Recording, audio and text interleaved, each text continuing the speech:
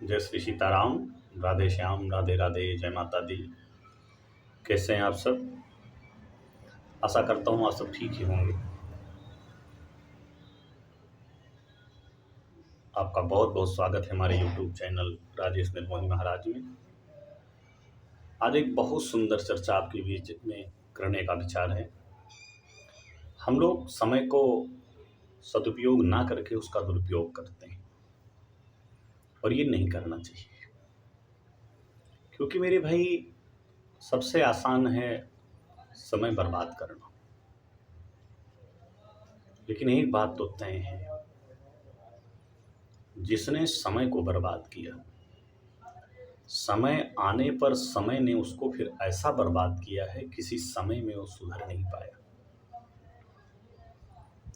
इसलिए जहां तक हो सके समय का सदुपयोग करें, क्योंकि पैसा जाएगा लौट के आएगा। कोई वस्तु तुम्हारी गायब होगी, वो लौट के आएगी।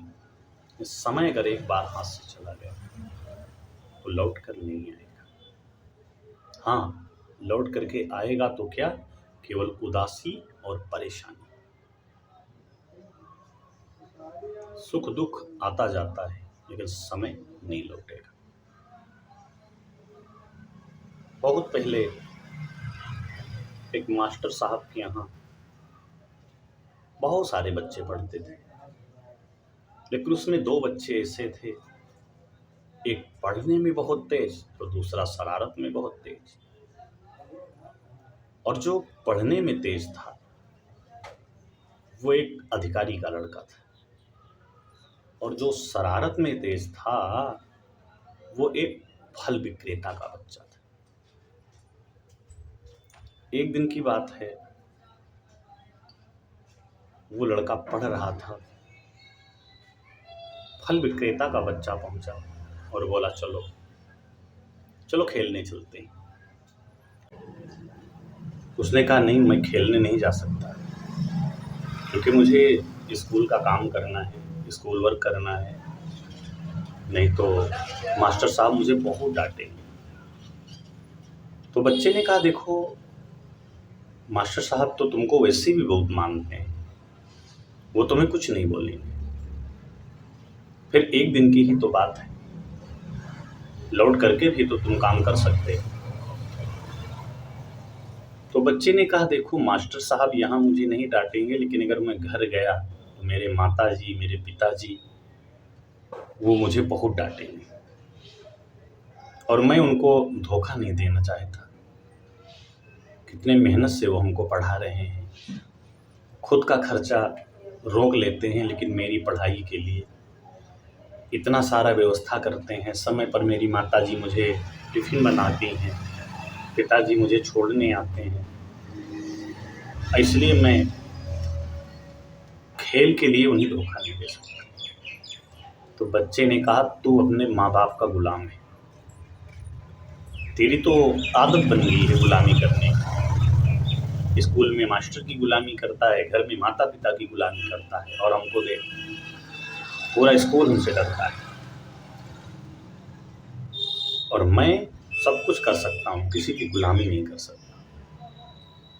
बच्चे ने कहा ठीक है, आपकी विचारधारा है, आपका समय है, लेकिन मैं नहीं चाहूँगा। खैर, धीरे धीरे समय बीता, वक्त बदला, दोनों बड़े हो गए, शादी हो गई, दोनों के बच्चे हो गए, और स्थिति ये बनी मेरे भाई कि फल विक्रेता का बच्चा वो अपने बाप के फल की रेहड़ी संभालने लगा। कुछ कर नहीं पाया, क्योंकि पढ़ाई में बहुत कमज़ोर होने के नाते उसको कहीं सर्विस नहीं मिली। और जो अधिकारी का बच्चा था, उसने मेहनत किया, कुछ पिताजी ने मदद किया, और वो अपने बाप से भी बड़ा अधिकारी बन गया। एक दिन एक कार बढ़िया नीली बत्ती लगी आकर के फल की रेहड़ी के पास रुकी। फल वाला चौंक गया कि जरूर मैंने कोई गलती किया है, या मेरे फल में कोई मिलावट है, ये अधिकारी की गाड़ी मेरे पास आके रुकी। हाथ जोड़ के बोला, सरकार कोई गलती हो गई। वो हंस करके बोला, अरे तू पहचाना नहीं मुझे? मैं वही जो तेरे साथ पढ़ता था। अपना नाम बताया, दोनों में परिचय हुआ, आपस में गले लगे। बहुत देर तक बातें हुई। कब आए आप? बस अभी आया। तो मुझे आपकी याद आई, हमने कहा लाओ मिलते चलते हैं, क्योंकि जब हम लोग पढ़ते थे उसके बाद से कभी मुलाकात नहीं हुई। और कैसे हो?